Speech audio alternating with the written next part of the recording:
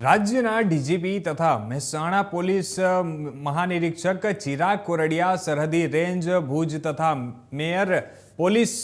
અધિક્ષક સાગર બાગમારા, પૂર્વ કચ્છ ગાંધીધામ દ્વારા લાકડિયા પોલીસ સ્ટેશનમાં અલગ અલગ ગુનાઓના કામે કબજે કરાયેલા જે ભારતીય બનાવટના વિદેશી દારૂનો નાશ કરવા માટે જે સૂચનાઓ આપવામાં આવી હતી તેને લઈને લાકડિયા પોલીસ સ્ટેશનમાં વર્ષ 2024-25ના સમયગાળા દરમિયાન પ્રોહિબિશનના કુલ 10 ગુનાઓમાં જે વિદેશી દારૂઓ જે કબજે કરવામાં આવ્યા હતા અને તેને લઈને જે કબજે કરેલા વિદેશી દારૂઓનો નાશ કરવા માટે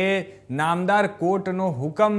લઈને અને આજરોજ લાકડિયા વિસ્તારની સરકારી જગ્યા ઉપર જે.આર. ગોયલે, સબ ડિવિઝનલ મજિસ્ટ્રેટ ભચાઉ તથા સાગર સાંભળા, નાયબ પોલીસ અધિક્ષક ભચાઉ એની અધિકારીની હાજરીમાં તથા સરકારી પંચોની હાજરીમાં વિદેશી દારૂનો નાશ કરવામાં આવ્યો હતો।